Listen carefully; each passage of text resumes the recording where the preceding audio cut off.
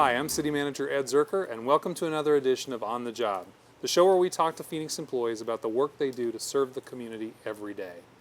Public safety is our #1 priority at the City of Phoenix, and we have a great fire department providing public safety to the community.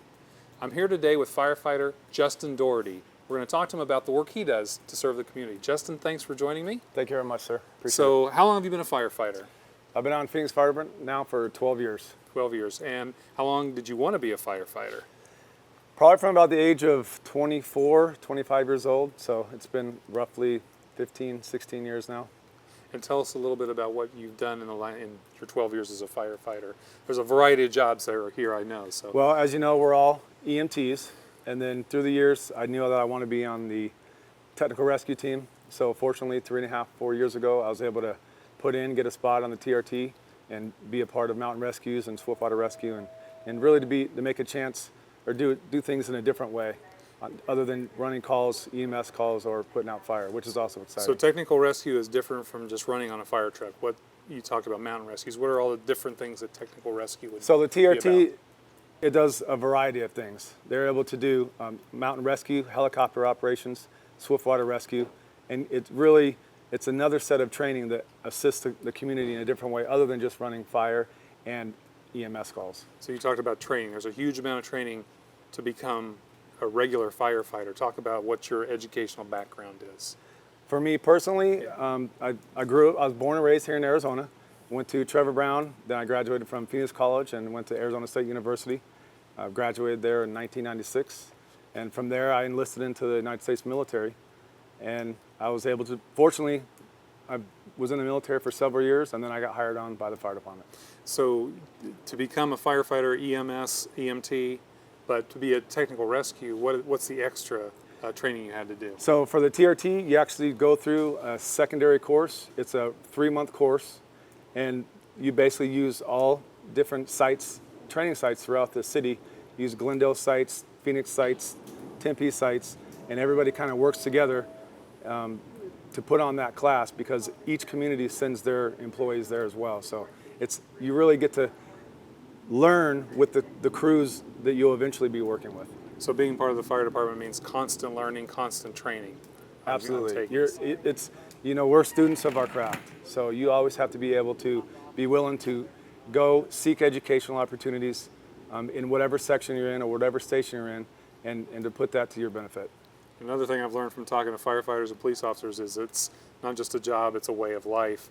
So you're sort of always on duty, you're always on alert. Something just recently happened with you where you put your training to work even when you weren't on duty. Tell us a little bit about that incident. That's correct. I was driving on the freeway with my son. We were going to actually get some shoes for TRT, and I saw smoke, and I pulled out the freeway. I told my son, hey, we're going to go check this out and maybe get some video.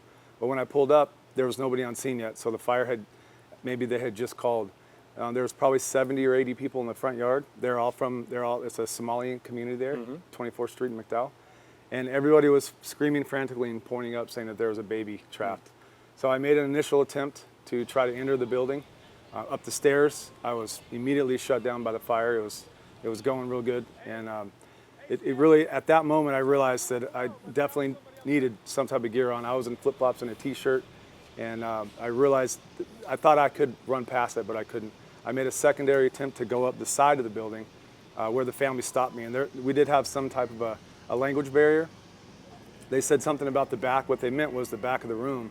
But I actually ran around to the back of the building to see if I could make an entry up the back and make a rescue attempt. That was unsuccessful. I came back around to the front. I started to make a climb up the side.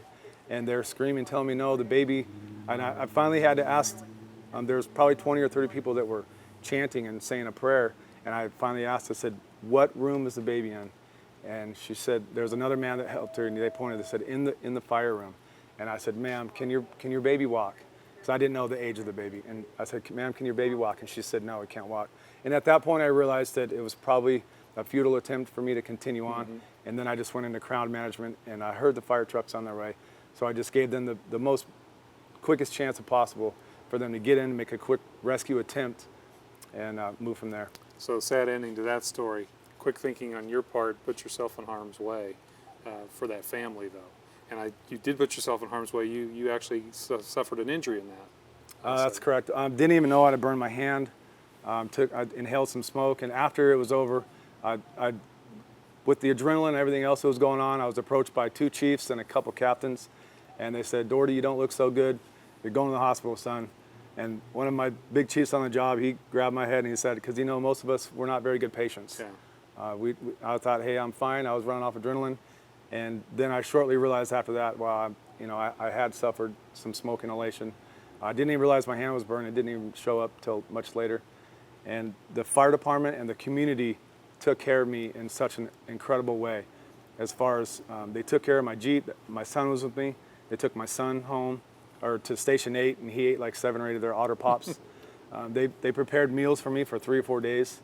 So when I got out of the hospital and arrived at Station 8, they provided transportation for me.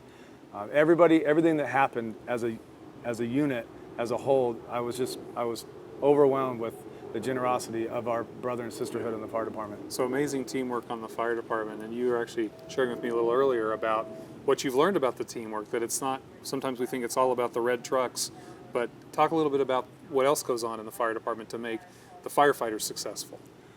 Well, really what makes us successful, Ed, as you know, is the people that we work with, the men and women of the fire department that are both on the fire truck and also in sections like public affairs or community involvement or fire prevention, which those are the areas of the fire department that actually pushes these 4 wheels down the road and makes us successful. And everybody works together. You always can share a story even on a slow day. And that's what it's about. It's about running calls with people that you care about and trust. And even you could not run a call all day long and you could still have a great time at the fire department or at the firehouse by working out together, training together, going shopping together. It's really a group and team effort once you show up in the morning to take care of the truck. And then you also talked about the connection you have with the community. You've recently done some activities that really connected with hundreds, thousands of kids. Talk a little bit about that work. That's correct. I'm in the public affairs section now. When you get injured on the fire department, if your injury is within reason, then you can go to a different section. Fortunately for me, I've been public affairs and community involvement.